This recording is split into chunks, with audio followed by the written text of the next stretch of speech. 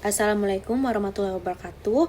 Perkenalkan, nama saya Naza Azhara Mulia dengan NPM 2308260143. Hari ini saya akan membahas tentang gastro yang berjudul hepatitis B.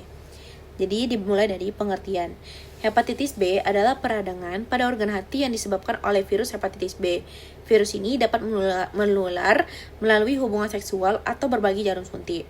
Infeksi hepatitis B umumnya tidak bertahan lama dalam tubuh penderita dan dapat sembuh dengan sendirinya tanpa diobati.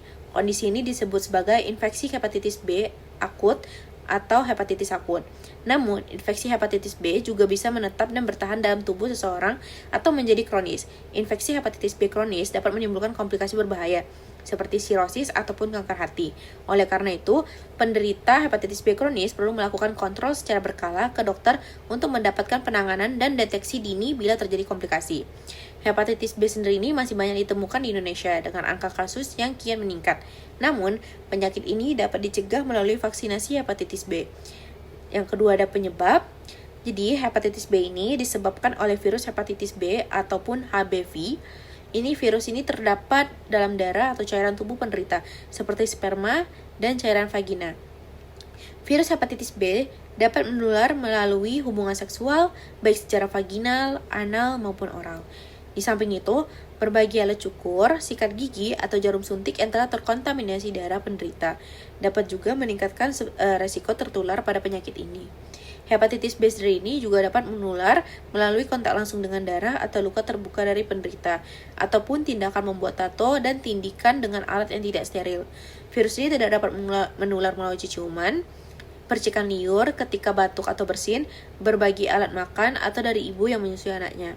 Berdasarkan cara penularannya, beberapa kelompok orang yang rentan terinfeksi virus hepatitis B adalah: pertama ada dokter dan perawat, pengguna narkoba suntik, yang kedua ada pengguna narkoba suntik, yang ketiga ada orang yang bergonta-ganti pasangan seksual dan tidak menggunakan alat pengaman saat berhubungan seks. Selain itu, orang dengan kekebalan tubuh lemah seperti lansia atau orang yang menderita diabetes, penyakit ginjal, ataupun HIV atau AIDS juga rentan menular hepatitis B. Penularan dari ibu ke anak juga bisa. Jadi hepatitis B ini tidak menular dari ibu ke anak ketika menyusui. Penularan hepatitis B dari ibu ke anak dapat terjadi saat ibu yang menderita hepatitis B ini melahirkan lewat vagina. Oleh karena itu, kunjungan rutin ke dokter kandungan selama hamil sangat penting guna mendeteksi hepatitis B sejak dini. Yang ketiga ada gejala. Nah, jadi hepatitis B seringkali tidak menimbulkan gejala. Oleh sebab itu, penderita sering tidak menyadari bahwa ia telah terinfeksi virus hepatitis B. Akibatnya, penderita dapat menularkan penyakit ini tanpa disengaja. Hepatitis B sendiri ini yang terjadi kurang dari 6 bulan disebut dengan hepatitis B akut. Sedangkan infeksi yang berlangsung lebih dari 6 bulan itu bisa disebut dengan hepatitis B kronis. Hepatitis B kronis dapat berkembang menjadi sirosis ataupun kanker hati. Meskipun sebagian besar tidak mengalami gejala, beberapa penderita hepatitis B akut dapat merasakan gejala. Gejala umumnya ini muncul pada 1-5 bulan setelah tertular hepatitis B.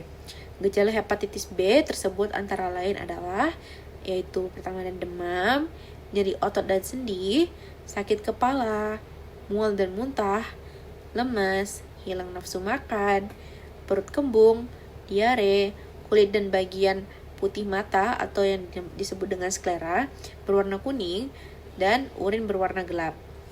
Setelah itu, yang keempat ada pengobatan. Nah, pengobatan hepatitis B akut ini tidak ada metode penanganan khusus untuk mengobati hepatitis B akut karena gejala yang muncul dapat hilang dengan sendirinya setelah 2-3 minggu tanpa harus diobati. Namun, jika gejala yang muncul cukup parah, dokter akan meresepkan obat antivirus seperti lamivudin. Guna mempercepat masa penyembuhan, penderita hepatitis B akut dianjurkan untuk banyak istirahat serta mengonsumsi banyak cairan dan makanan bernutrisi. Hepatitis B akut dapat berlangsung hingga 6 bulan. Meski begitu, pasien yang sudah merasa sehat belum tentu terbebas dari virus. Dokter akan menganjurkan agar pasien tetap menjalani pemeriksaan kesehatan secara rutin guna memastikan sudah terbebas dari virus atau belum. Pengobatan hepatitis B ini yang kronis, jika setelah 6 bulan virus hepatitis B masih terdeteksi melalui tes darah, pasien dinyatakan menderita hepatitis B kronis. Metode penanganan yang diberikan pada kondisi ini tergantung pada penilaian dokter. Pasien hepatitis B kronis akan diberikan obat antivirus guna melawan virus menurunkan resiko kerusakan hati, dan mencegah terjadinya komplikasi. Obat antivirus yang dapat diberikan untuk melawan virus hepatitis B ini adalah entecavir, tenofovir, telbifudin, lamivudin, dan juga rifovir. Perlu diketahui juga, obat antivirus tidak dapat menghilangkan infeksi hepatitis B, tetapi hanya mencegah perkembangan virus. Oleh karena itu, pasien perlu kontrol rutin ke dokter, gastroenterologi, dan hepatologi untuk mengevaluasi pengobatan, memantau perkembangan penyakit, dan mendeteksi dini komplikasi yang mungkin terjadi.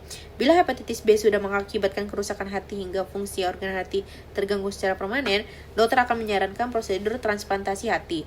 Prosedur transplantasi hati dilakukan dengan mengganti organ hati pasien dengan organ hati sehat yang diproduksi oleh donor, yang diperoleh oleh donor. Selanjutnya ada komplikasi. Hepatitis B yang bersifat kronis berisiko menyebabkan komplikasi penyakit hati yang serius.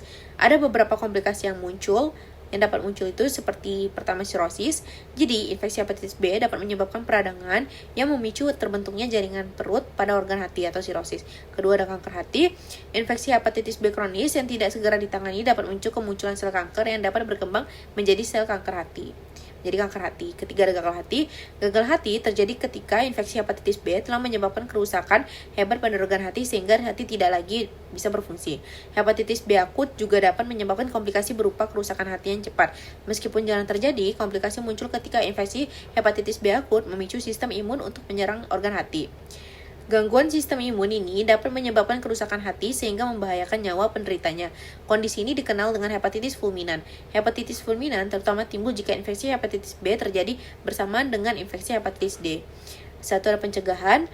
Langkah utama untuk mencegah hepatitis B adalah melalui vaksinasi hepatitis B. Pada bayi, vaksinasi hepatitis B dilakukan sebanyak 4 kali. Dosis pertama diberikan setidaknya 12 jam setelah bayi lahir. Kemudian dosis selanjutnya diberikan berurutan di usia 2, 3, dan 4 bulan. Vaksin hepatitis B juga wajib diberikan kepada anak remaja usia di bawah 19 tahun atau dewasa yang belum pernah mendapatkan vaksin ini. Vaksinasi hepatitis B juga perlu dilakukan pada orang yang akan berpergian ke daerah yang banyak terjadi kasus hepatitis B. Selain itu, ada beberapa langkah lain untuk mencegah hepatitis B, yaitu seperti jaga kebersihan tubuh dengan rutin mencuci tangan, terutama sebelum makan atau setelah beraktivitas di luar ruangan. Setelah itu, pastikan Anda dan pasangan telah menjalani pemeriksaan dan terbebas dari hepatitis B sebelum melakukan hubungan seksual. Ketiga, ada gunakan alat pengaman setiap hendak berhubungan seksual. Yang keempat, hindari penyalahgunaan nafsa atau berbagi penggunaan jam suntik. Yang kelima, ada hindari juga berbagi penggunaan alat cukur, sikat gigi, atau gunting kuku dengan orang lain. Keenam, bagi petugas medis, gunakan sarung tangan saat menangani pasien hepatitis B dan hindari kontak langsung dengan darah pasien. Dan yang ketujuh, jika berencana membuat tindikan atau tato, pastikan jarum atau peralatan yang digunakan sudah steril. Jadi, inilah dia beberapa referensi yang saya pakai untuk hepatitis ini. Sekian dari presentasi saya. Mohon maaf bila ada kesalahan. Wassalamualaikum warahmatullahi wabarakatuh.